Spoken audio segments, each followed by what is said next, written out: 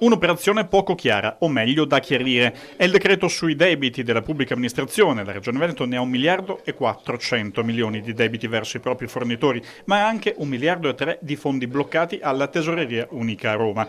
Lo Stato li ridarebbe alle regioni fungendo sostanzialmente da banca, applicando quindi un tasso del 2,5%. Anche se il Veneto è regione virtuosa, dice Luca Zaia, e quei soldi, a differenza di altre amministrazioni, li avrebbe già.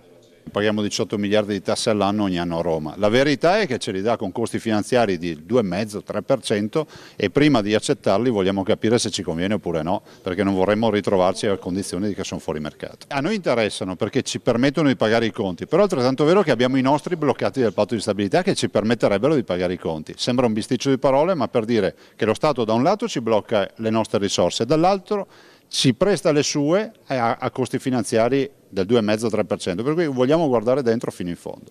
Anche perché ha proseguito Zaia, il debito conseguente i veneti lo ripagherebbero nell'arco dei 30 anni successivi. Altro argomento caldo per il Presidente è legato al suo partito, la Lega Nord, che ha appena visto la nomina del sindaco di Verona, Flavio Tosi, a vice segretario del Carroccio. Sarà uno dei 2 vice di Roberto Maroni.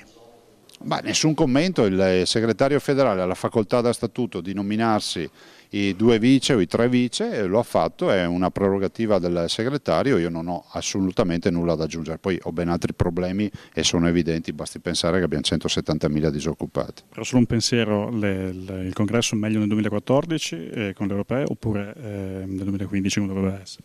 Ma guardi, questa non è una partita che non mi fa dormire di notte, lo deciderà il segretario, visto e considerato che se si va al congresso il segretario dovrà dimettersi, quindi quando deciderà di dimettersi il partito sarà pronto a fare il congresso. Sue cariche comunque non sono prevedibili? Ma guardi, ai Veneti continuiamo a dire che sarebbe indecoroso che il Presidente che si è candidato a tempo pieno per i Veneti oggi si candidasse a cariche di partito.